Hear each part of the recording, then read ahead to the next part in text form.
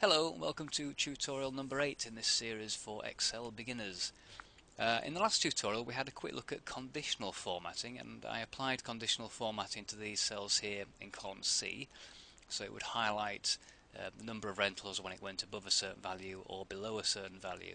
And I'll just remind you, if I click on that cell there, C3, which has the conditional formatting in it, go to the format menu, open the conditional formatting dialog, and you can see what we applied. So we had two conditions.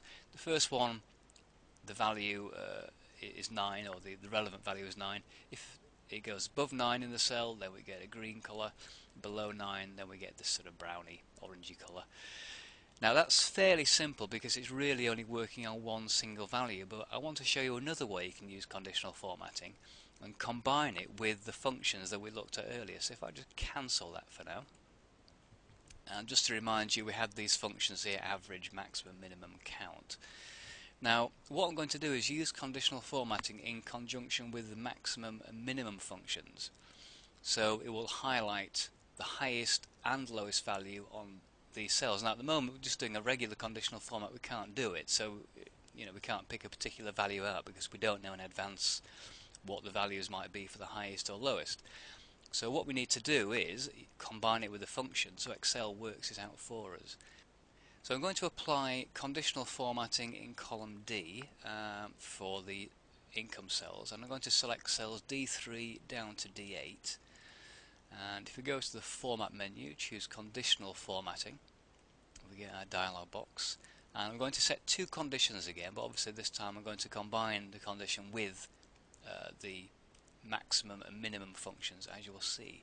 So if I choose cell value is, happy with that, click on the drop down there to choose the operator, and I'm going to choose equal to, there we are, and then I'm going to type the function in here. Now it's fairly straightforward, it's as if you were typing a normal function, but we type it out manually. So I'm going to type equals max, open the bracket or parentheses, and then again, as you would with a paste function calculation, we select the range, just click and drag down there, and it puts the range in automatically.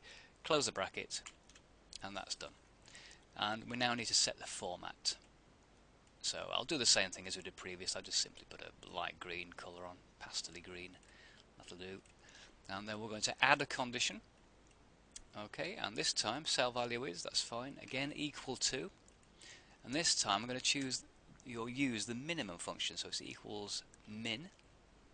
Again, open the brackets, select the range you want included in that calculation or the conditional formatting, close the bracket, and that's all done. Simple as that. So you set two, I haven't quite set the formatting, I'll do that now. So I'll choose the same formatting, actually maybe choose that yellowy colour as that. So there we go, so we'll set the two conditions, set the formatting we're interested in. You can actually add a third condition if you're interested, but we'll leave that for now, and I'll just click OK, and we're done there. Now if I click away, you can see the result of that. Now what's happened is that Excel now has used the maximum minimum function to find the highest and lowest values, but this time it's applied format to the relevant cells, so we can immediately see which is the highest value and which is the lowest value. Now what's interesting is if you have two cells with an equal value, now you can see that these two movies here cost the same in terms of rental price. So if I increase the rentals on Wizard of Oz to 12, what you will see is the income value will become equal highest, and we should have it coloured green. And there we go, that's exactly what happens. Now supposing these two movies suddenly don't become the highest because something else has a spurt of interest, let's say Ben-Hur, there's a sudden demand for that title, and let's say that goes up to 18 rentals, quite dramatic, see what happens then, and there we go, that instantly becomes the highest value and it's coloured green. And if I just undo that, it reverts back to the £23.40 value.